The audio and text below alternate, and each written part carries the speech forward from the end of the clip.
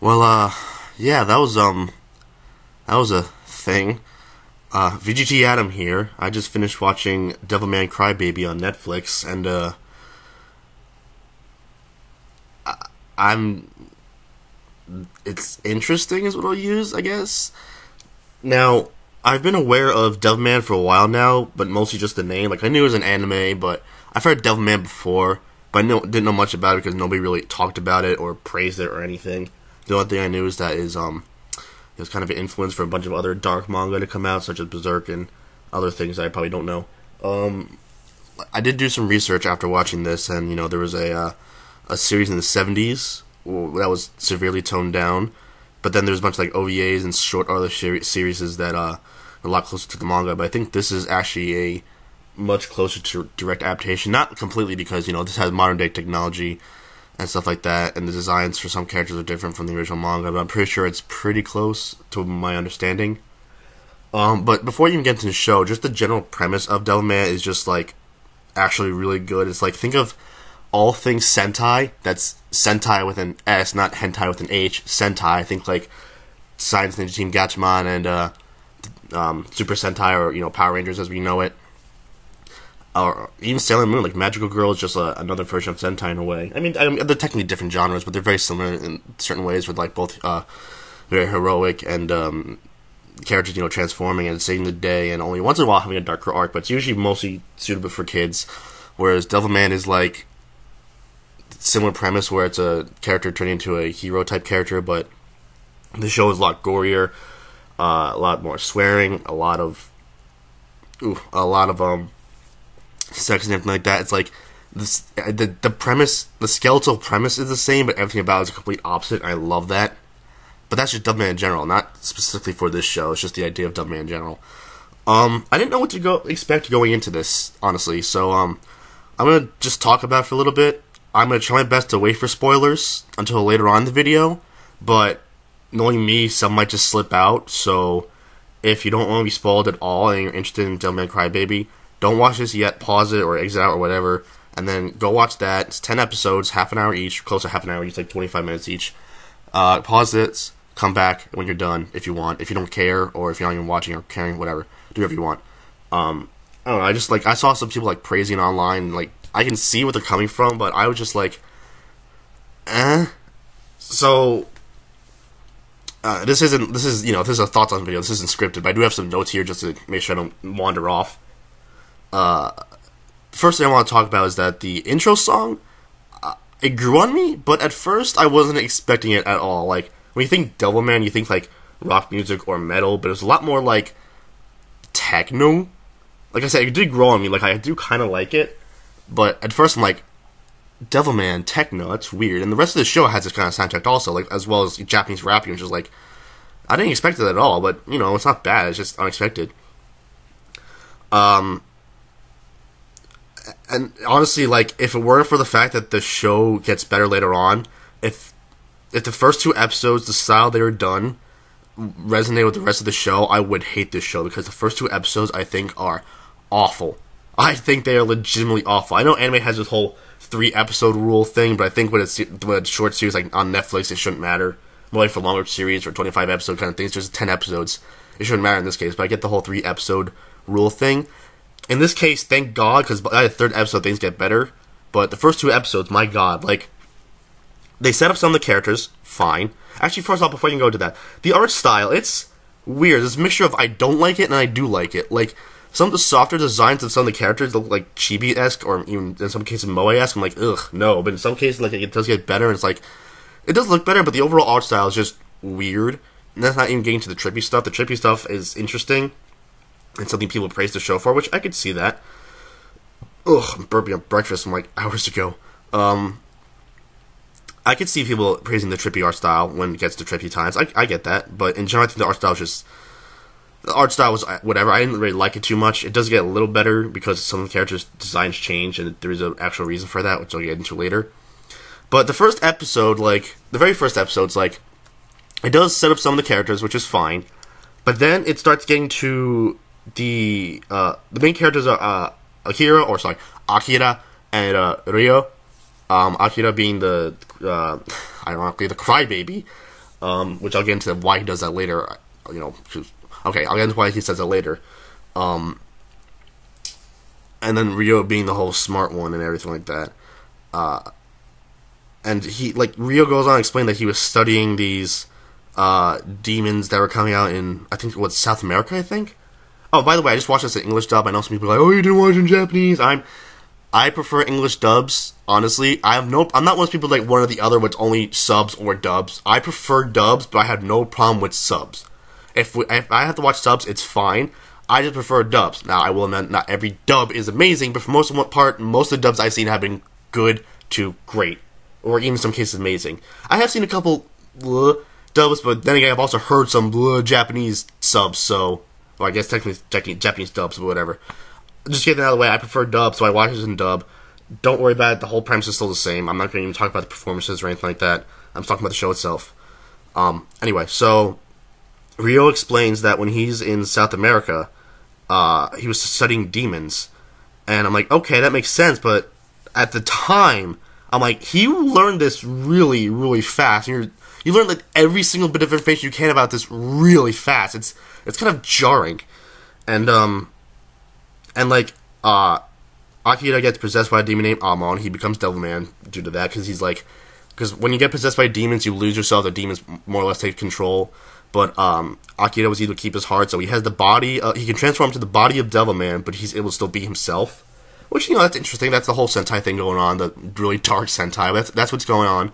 I like that, but it happens way too fast. And episode 2 is similar, where it's like, oh, all of a sudden he's just this hunk of a guy now with really sexy body and a surprisingly huge package, because when you become a demon, I guess your junk becomes bigger or something like that.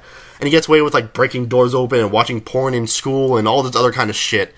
And it's like, okay, I'm guessing the demon did this, but it's not properly explained. Like, the problem with the first 2 episodes is that the pacing is terrible. And I get, like, the show is supposed to have fast pacing. But like I said, it gets better later on. But for these first 2 episodes, it's awful, because nothing is explained at all. And it just keeps moving and moving, like, oh, you give us a question, but not an answer? Oh, okay, alright. And they just keep going. It just moves way too fast to explain anything. And getting a little personal information here, but when you ask a straight man, are they an ass guy or a tit guy? I'm a tit guy. I love boobs. I'm fine with asses. If you have a great ass, that's terrific. I would prefer having both, if, a girl has both, but if there's a preference, I like boobs. I really do. Little personal information, but bear with me. This show does have sex in it. I'm not going to deny it, and you do see boobs a lot. But for me, until later on, the sex and the boobs and really all that stuff and the asses and all that great shit has no reason to be in the show other than just fan service. Like, okay, the club and it's like they go to a club or a rave or whatever. And it's like, I've seen in media where people are fucking in raves. Is that something just for media? Is that a real thing? I'm just, you know what? Just ignore that. That's just my penis talking. But like they go to a rave because I guess like demons can only like possess degenerate people, like people full with lust or greed. Like, I guess that's 7 deadly sins. They don't really explain too much other than they're just bad people. So that's why they're there. But of course, because they have to show sex because Netflix is allowed to do that. But like early on, it's like besides that club, it's just all gratuitous. And when I love boobs a lot and I'm complaining about it, there's an issue. And that's just the first 2 episodes. It does get better, but those first 2 episodes, man, it's just, oh god.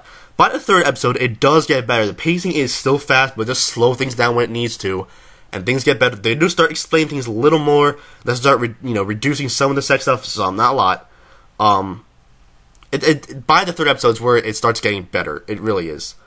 And then, it kind of has that pace and tone throughout the rest of the show, which does improve it, thank God. Because if those first 2 episodes were the only things I saw, I would hate this show.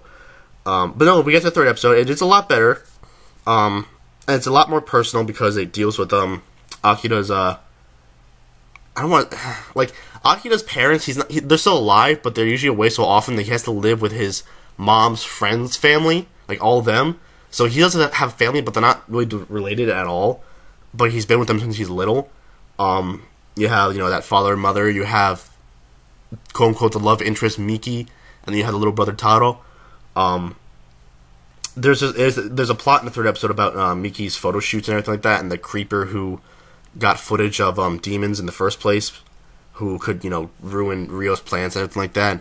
So they had to track him down, find him while Miki's there, about to be admittedly like either killed or raped or whatever. Like I said, it still has fast pacing, so it's a little like what's going on, but it does get better. And then it has consistent tone throughout the rest of the show, which is great.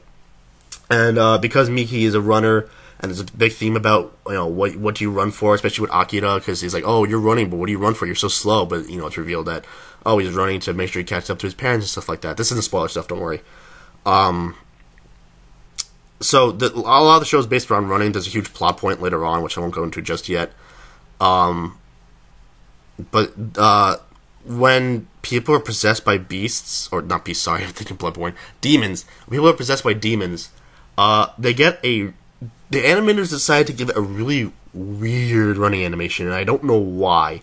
Well, I guess it's kind of like, we're showing how much they're not human anymore. They're running like animals, but it's like, you could have done that without having them go like, kind of thing. You can't see me, but it's like waving my arms. You can watch this show and you'll understand what I'm saying. It's just weird.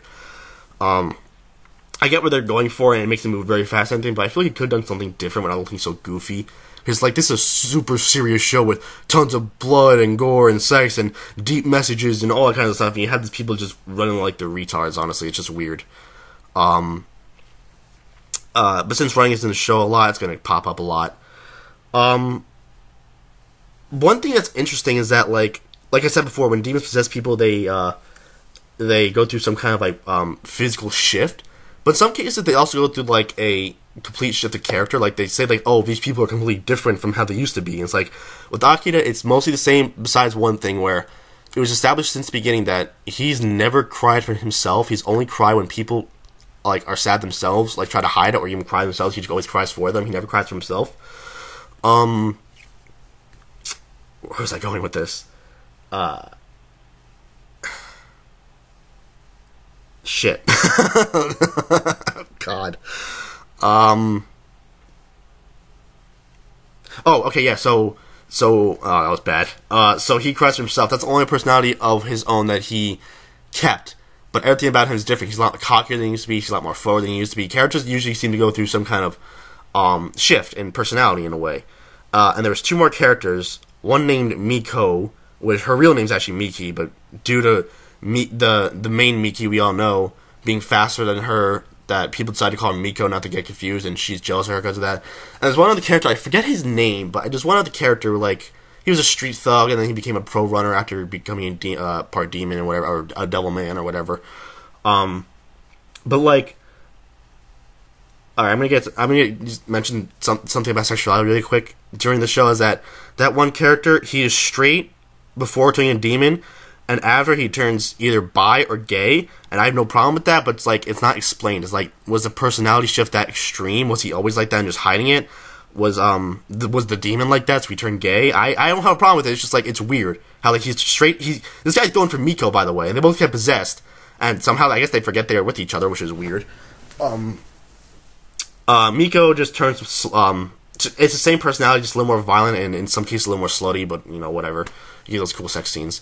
But that one character, he turns gay, and it's just like, huh, interesting.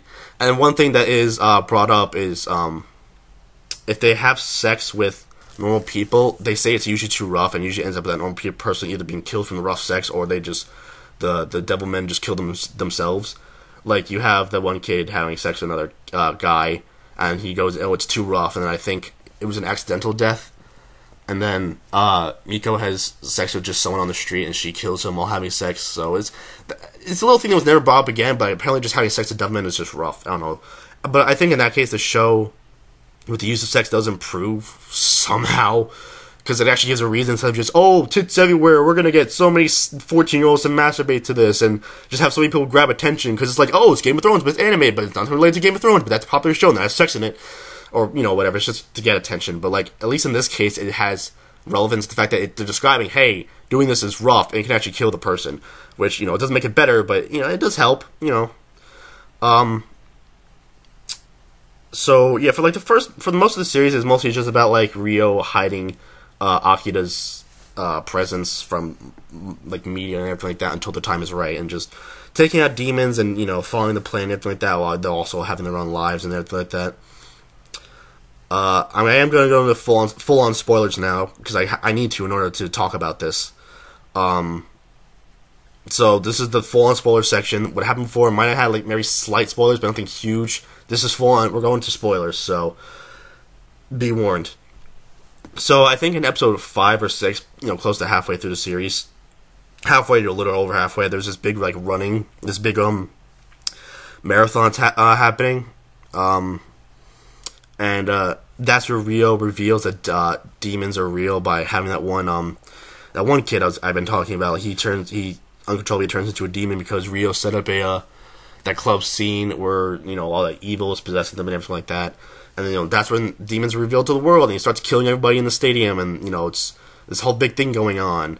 And yeah, that's where like the really big twist happens, where like the show then becomes like talking about like a surprisingly subtle way of like talking about like racism and not judging people by appearance and stuff like that, and just like the fear of humans. We fear what we don't understand kind of deal.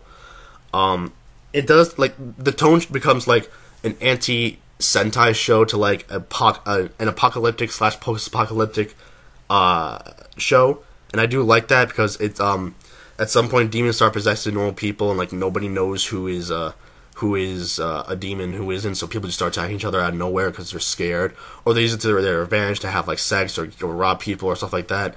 I do like that shift, honestly. It's very interesting, and it does have some messages about people without explicitly saying, hey, racism is bad, stop hating people just for the looks, blah blah blah. Without actually saying it, it's actually pretty interesting. And the fact that, like, during that apocalyptic part, it's like in the middle of it, people haven't got used to this yet. So some people are still doing their normal everyday stuff. Some people are dead, some people are on the streets, some people just stay home. Only towards the very end does it become like post-apocalyptic. I just do really like that. That's where, like, okay, this is starting to grab me. It's not amazing, but it's starting to grab me, and it's a lot better than it used to be. But there's also a lot of problems with the show, whether you like it or not, and that's where most of the spoiler stuff comes in, is that I just... Okay, I'll say one more good thing, and then I'll get the stuff I was kind of, like, mad about. Where, one thing I noticed is that it has... I'm sure Berserk wasn't the first to do this, but it was one thing where, like, the show contrasting colors to what we think good and evil usually is. Like, we usually think is good as, like, the color white, it's all pure, it's all simple, it's all, like, heroic, while black is all dark and evil and menacing. Or, like, in Berserk, it's like, Guts may not be the best guy, but because he's all dressed in black, but he's supposed to be our protagonist. While Griffith was dressed in white, he seems like anime Jesus. He's all dressed in white. It's something like this too, where Devilman is pretty much all gray and black, and then the main enemy, which is, spoilers again, Satan, which I'll go into who he is in a second. Satan is all white and doesn't look like the generic devil you should think of. He actually looks like an angel, and he's a hermaphrodite, which this show does not explain, but the manga does. Thanks, Netflix, or whoever made the show, or whatever. Yeah, he's all white, and Devilman's all black, so it's not a nice little contrast again. But here's where, this is where I start having problems with the show, is that once this shifts, it's good, and even a little bit before it starts getting better, but there's so much stuff around it I just have problems with. During the shift, the young brother, Miki Taro, he's been wanting to become a Devilman the whole time, because he's like, oh, it's so cool, it's so cool, it's so cool. And he gets his wish. Unfortunately, he ends up, becoming a devil. He eats a dog because he's just hungry, and then he hides out with his mom. He accidentally eats her. Turns to a full devil and eats her. And his dad tries to find him, and then he wants to shoot him, but he can't. And then the military come in and just kill him all anyway. It is actually a really sad moment. This does have a sad and pretty bittersweet ending, or an upsetting ending, depending on who you are. I was upset at first, then I let it mellow out. I'm like, yeah, I get what he's going for. But it doesn't explain how Taro became a demon. Like, most of the time when we've seen demon changes, they have a full-on physical change, and we actually see the demon going into them. With Taro, I saw him like he had the black, he had the, black, not eyeliner, but he had, black marks around his eyes. I'm like, okay, is he, imitating people like that? And I noticed, his mouth was green. I was like, that's similar to that one gym teacher who, ate a fly, his mouth and tongue were green. Is he a demon? Is he not? I'm not sure. Then when he was going, not even before he ate the dog, when he was looking at the dog, I'm like, he's a demon, isn't he? He changed, right? And nobody noticed it. And that's the problem. for most of the main characters, or even just some side characters, we've seen demons become into them, and for some reason, a named character, as minor as he is, we don't see. And I guess, like, oh, it's implied, you can tell, but it's like, did nobody notice? Because they keep saying, oh, people you know will change. Nobody noticed he changed?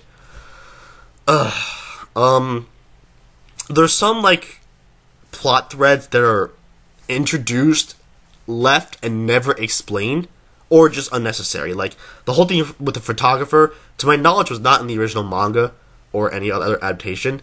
So why is he here? He has no bearing to the plot other than he might leak out information, and even then he fails to. So what was the point of him? He starts off as a creeper, sure, but unless he was gonna get, like, fully possessed by a demon. He does temporarily, but then he just Rio kills him. So, like, what's the whole deal with him? I had no idea. It's never explained. He's there for the first episode, dies in, I think, the third, and then nothing. Just I don't know. There was something where, like, this corporation of evil demons or something, where they're just here, and nobody explains who they are, other than they're just some legion of, I guess, demons. That's pretty much it. And then, like, by the end of the show, they just leave or die or whatever. And it's like, who were you people? What was your goal? What is this in the grand scheme of things? Since we have, like, some demons that clearly have history with Amon, which is the demon who possesses Akira to become Devilman. Amon clearly had some kind of past, and that's what I'm pissed off about the most, is that Amon's past and everything around him seemed really, really interesting. The fact that he was the champion of hell, so clearly he wasn't a fully good guy if he was in hell, right? And the fact that he apparently had a love interest who, let's say she's interesting, but he apparently had a love interest, or at least she loved him or something like that. That's never explored other than she loves him. There's some other demon that loved her, even though she loved Amon, and they end up being together, like, till the very end, where they both die at the same time because they fuse or whatever. And it's like, we could have had more of that. And then the fact that, like, all these people are after Amon and know Amon, it's like, tell us who he was. I think I'm aware that some adaptations of the manga into an anime, they do explain a little bit more, but for this, like, this is the first one I've seen, and this is the first, like, mainstream one where a lot of people are going to see it, and you don't explain the most interesting character. I think Amon is the most interesting because we know nothing about him other than the fact that he possessed Akira, but Akira fought back and took control of him. That's it. And that's kind of disappointing because that seems so interesting. Like, did he want Akira to beat him? Did he actually try to possess him? Like, what happened there? Is he good? Is he evil? Is he somewhere in between? Like, I would have loved that. Maybe if there's a season 2, but I'll get into why there might not be a little later. But, like, everything about that just seems so interesting. Like, I want to know more about him, and the history of these demons, and why they're all after him, why they think he's the best, and how they know who he is, and just all that stuff. And the fact that he never ever pops out of Akira, that's Akira who's always in full control. I don't know, it's just weird. And then you have the whole little thing at the end with the earring, how this earring is good luck, and every time someone has it, they die. I guess it's just a case of, oh, it's ironic, because it's supposed to be good luck, but they're dying. But it's like, he made a good, especially at the very end, where it's like, what was the point of that? What was the point of that? Was that just supposed to be ironic? Yeah, you introduced it, like, the third to last episode, and then it's like, it just, I don't know. And I get the whole, like, fast pace of the show. They can't explain everything because it's going so fast. And, like I said, the pacing is a lot better than what's the first 2 episodes where it's still fast, but, it's better pace. But it's like, you can still take the time to explain some things. It's not that difficult. And then, like, you have the fact that, like, all these people just, like Miko, voice crack, Jesus. Miko ends up dying, saving her life from Miki, which, redeems her because she wanted to beat Miki and become the Miki. But she ends up, seeing her as better, and, it's a whole Vegeta Goku situation, although this one with a little more hint of bisexuality going on. But then you have the one, I forget his name, but I feel so bad saying, oh, that one gay demon, or whatever. I feel so bad, but it's that one guy. He comes back at the very end, and it looks like he's gonna have a big duel with Akira as Devilman, and then Akira just, like, splits him in half. It's like, oh, so you built him up as some kind of big factor, and he just dies. Oh, okay, I guess we gotta move the plot along, then. It's just, I mean, like they build up all this shit, and it just dies. It's like, oh, okay. And then the whole thing with Akira crying is, like, I can understand if he started doing that as he was a demon, but he did that before he's a demon, where he cried for other people, and that is never explained. Like, how does he do that? How would he know how they're sad without even sometimes people themselves knowing that? How? That is never explained at all. And then, like, the one time he does cry for himself is when everyone he knows is dead. They're all on pikes and cut in half and decapitated and everything like that. That's the only time he cries for himself, not for somebody else. It's not a selfish thing of like, oh no, they left me. It's like, oh no, they're dead. But like, every other time he cries for someone else, and this is before he turned to a demon, and it's never explained. Why is he crying? Because to my knowledge, in the manga, he had a couple scenes of crying, but they're legitimate cry scenes, but he didn't have this whole issue of crying when someone else is sad. And I want to know why. It's not that hard. And then we get to the big twist of like, oh, Rio was actually Satan the whole time and lost his memory. Because, you know, that's how you keep mystery, it's just amnesia. And, you know, you have this whole, like, subtle thing, the fact that he actually falls in love with Akira. And, like, he taught him how to be human and everything like that. But in the end, Satan wins. Like, the Earth is destroyed and repopulated with, like, a couple demons, or just himself. And Akira's dead. Everyone's dead. And by the time Satan realizes this, he's like, no, don't leave me, Akira. Don't leave me, don't leave me. And then it ends. Like, what I looked up is that this covers majority of the major plot points of the entire manga. The entire thing. So the entire manga is in 10, 25-ish minute episodes. Think about that. Maybe that's why it was so rushed, because it's the whole thing in 10 episodes. Are you kidding me? You had so much more material to work with. You could have ended it maybe a little after the whole track and field thing going on as the midpoint, and then season 2 could have been, you know, explaining more, keep going, and then it ends. Which is why I think there won't be a season 2, because it ends there. The only thing I can think of be season 2 is actually dealing with Amon's backstory. But otherwise, it'd be like, that's it, it's done, because everyone's dead. What is there else to tell? Unless you do, like, other adaptations. And like, I had to look this up, by the way, because it wasn't clear in the show, is that by the end, it seemed like everything reset itself. It's like, wait, what? And looking up, describes that God, I don't know what Satan God's beef was in this show exclusively, but like, to punish Satan, he constantly resets Satan's life every time, to where it's always the beginning of Rio's life, he doesn't remember, all the way to the end where he's Satan and kills Akira and then starts crying because he doesn't figure out why he's crying, kind of thing, and he keeps resetting it every time in order to punish Satan, for Satan to like, finally, you know, love someone, and not have the chance to actually love them, because God just keeps resetting, and Satan keeps killing him over and over, which is interesting and a pretty cruel joke, but that's never explained in the show, again. That's the reason why it just ends so soon, is because it's the whole manga story, all the volumes or whatever it is, because I've never actually read it, in 10 episodes. And that's what the problem is that, like, you had so much to do, because once I got episode 3 and onward, it got interesting, it got good. And then you just rushed past all of it just to get to the end. Why? Because you thought it might not be season 2? Is that why? Netflix is known for redoing shit. They've had, like, multiple Adam Sandler movies for some reason. Bright's just on there. I heard it was awful. It's fine. It's fine. And I know people are praising, like, for the trippiness and, like, how surreal it is and fine, whatever, and how it's, oh, so gory. I'm fucked up in my own head. I don't see that the gory and all the other fucked up shit is actually that fucked up, because I can think of worse. But it's like, I can see what's getting praised for, but, like, to me, it's like, it started off as an awful show, turned meh, and ended on an okay show with a lot of problems for me.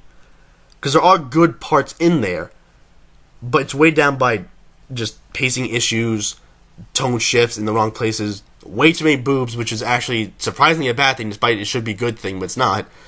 All these plot threads are unresolved, explanations for some things, barely some things, but most things we want to know aren't explained until the very end, which is stupid. I don't know, like, I don't know, I see people praising some things, but thinking it's, oh, it's a whole new good show, it's the hypest show of 2018, and it just started, and this is, you know, the great first anime of this year. Is like, it's okay, but it's not great. So, I guess, yeah, those are my thoughts on Devilman Crybaby.